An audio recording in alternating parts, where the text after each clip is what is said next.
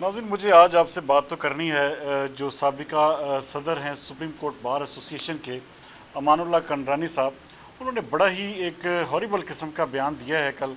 उसके ऊपर मैं बात करूंगा, लेकिन उससे पहले मैं आपको ये बताना चाहूँगा कि बहुत सारे लोग जो होते हैं उनको हमारे शायद इन प्रोग्रामों से तकलीफ़ पहुँचती है। जैसे कि मैं अब नाम इसलिए नहीं लूँगा क्योंकि अभी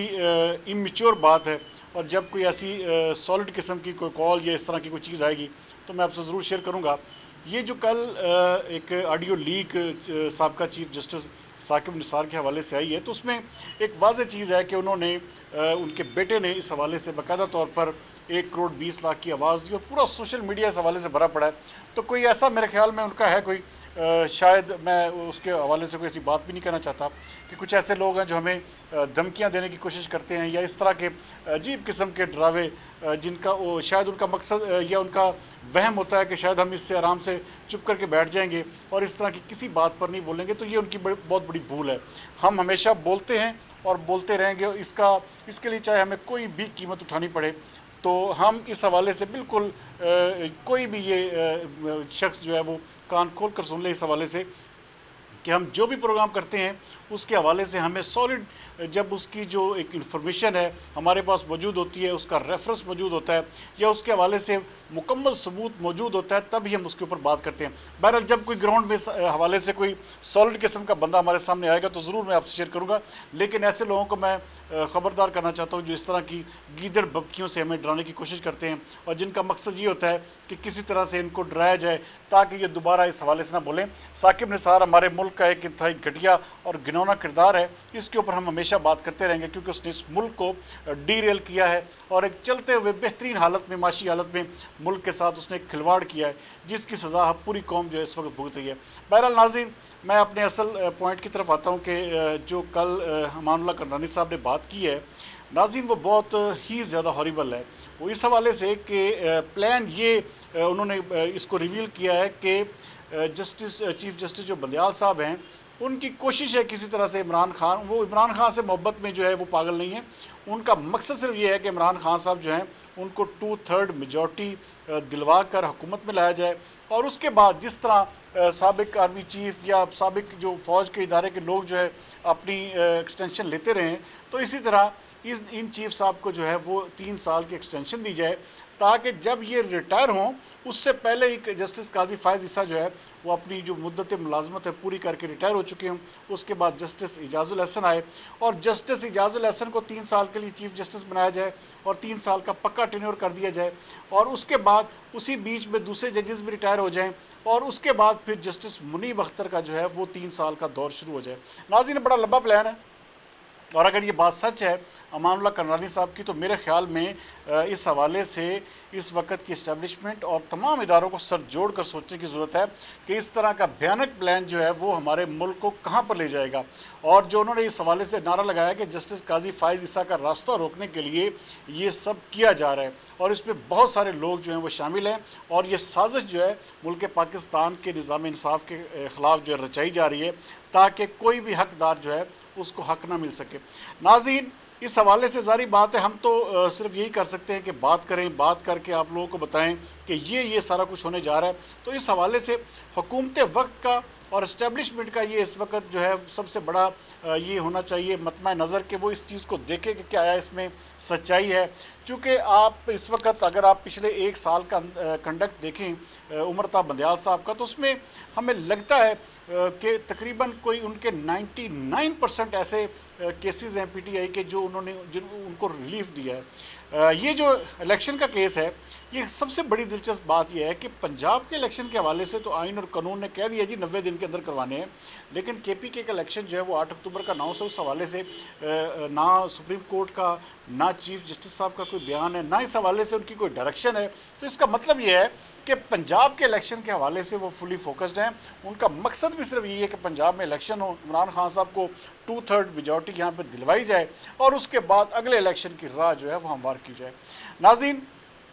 इस हवाले से हुकूमत जो है वो इस हवाले से मुसम्मम इरादा कर चुकी है कि इलेक्शन 14 मई को वो किसी भी सूरत में नहीं करवाएगी, चाहे उसके लिए कोई भी कुर्बानी देनी पड़े, और पूरी पार्लियामेंट जो है वो इस वक्त यकसू है। दूसरे नंबर पर नाज़रीन, मैं ये पहले भी कहता आ रहा हूँ کہ پی ٹی آئی کی یہ بہت بڑی جیت ہوگی اگر وہ سپٹمبر میں، اکتوبر میں، اگست کی کوئی ڈیٹ بھی لے لیتی ہے اور ریٹن ایگریمنٹ کی صورت میں، تو یہ پاکستان تحریک انصاف کی بہت بڑی جیت ہوگی۔ لیکن اگر پاکستان تحریک انصاف یہ ڈیٹ حاصل کرنے میں ناکام ہوئی تو پھر الیکشن کو آپ ناظرین بھول جائیں، پھر الیکشن جو ہے وہ پھر پی ڈی ایم اپنی مرضی سے کروائے گی، اور آخر میں اس کے حوالے سے ملک میں کوئی بھی حالات، ہمارا ملک انپریڈکٹیبل ملک ہے، یہاں پر کچھ بھی کسی بھی لمحے ہو سکتا ہے۔ تو یہ کہنا بالکل میں کہتا ہوں کہ بجا ہوگا کہ ہمارے ملک میں ہو سکتا ہے کہ جب یہ حکومت کا ٹینیور مکمل ہو تو 3 مہینے 6 مہینے کی ایمرجنسی ڈکلیئر کر کے یہی سیٹ اپ جو ہے یہ آگے پرولونگ کر جائے۔ تو اس حوالے سے بہت کچھ دیکھنے، سوچنے، سمجھنے کی ضرورت ہے۔ میں ذاتی طور پر پاکستان تحریک انصاف کے حق میں اس لیے ہوں کہ میں بھی یہ چاہتا ہوں کہ اس ملک میں الیکشن ہو۔ الیکشن جو ہیں وہ واحد حل ہیں، چاہے وہ کہتے ہیں لولی لنگڑی بھی جمہوریت ہے تو وہ 1000 درجے کی ڈکٹیٹرشپ سے بہتر ہوتی ہے۔ تو کوئی ایسا طالع ازما، کوئی ایسا مارشل لا ایڈمنسٹریٹر ہمارے ملک میں آئے یا کسی طرح کا کوئی ٹیکنوکریٹ سیٹ اپ آئے تو اس سے 1000 درجے بہتر ہے کہ جمہوریت جو ہے چلتی رہے، چاہے کوئی اقتدار میں آئے الیکشن کے ذریعے، چاہے پی ٹی آئی اقتدار میں آ جائے، چاہے مسلم لیگ نون آ جائے، لیکن کیا ہوگا اس سے عوام کم از کم جو ہے کہ ان کی کچھ نہ کچھ حالت جو ہے وہ بہتر ہوتی رہے گی۔ یہ آپس کی لڑائیاں تو ان کی چلتی رہیں گی لیکن اس سے عوام کا ضرور فائدہ ہوتا ہے کہ تگڑی قسم کی اپوزیشن ہوتی ہے تو عوام کو کچھ نہ کچھ حاصل ہوتا رہتا ہے۔ تو اس لیے اس وقت پاکستان تحریک انصاف جو ہے یہ منگل کو جو ناظرین جو مذاکرات سمپ ہو رہے ہیں یہ بڑے اہمیت کے حامل ہے۔ آپ یہ دیکھیے کہ اگلے 2 دن میں ہمارے اگلے 1 ہفتے کے اندر ہمارے ملک کی قسمت کا فیصلہ ہونا ہے۔ تو میں اس حوالے سے فلی فوکسڈ اس لیے بھی ہوں، میں خود یہ چاہتا ہوں کہ ملک میں الیکشن جو ہے اس وقت ہر صورت میں ہونے چاہیے، لیکن الیکشن کب ہونے چاہیے اس حوالے سے تمام جماعتوں کا کنسنسس ہونا بہت ضروری ہے۔ اگر تمام جماعتیں آپس میں بیٹھ کر کسی بھی بات پر متفق ہو جاتی ہیں اور اس کے اوپر ریٹن ایگریمنٹ ان کا ہو جاتا ہے تو میرے خیال میں یہ بہت بڑی تمام سیاسی جماعتوں کی جیت ہوگی، خاص طور پر پی ٹی آئی، کیونکہ پی ٹی آئی جو ہے اس وقت الیکشن کے لیے اس کا جو ہے وہ جسے کہتے ہیں انتہائی زیادہ بیچاری بے چین ہے۔ تو ان کو الیکشن جو اگر مل جاتا ہے تو عوام کی نظروں میں ان کا جو بیانیہ ہے وہ جس طرح اپنا لے کر چل رہے ہیں تو ان کے بیانیے کو تقویت ضرور ملے گی۔ تو دوسری جانب بہرحال ناظرین یہ جو سابقہ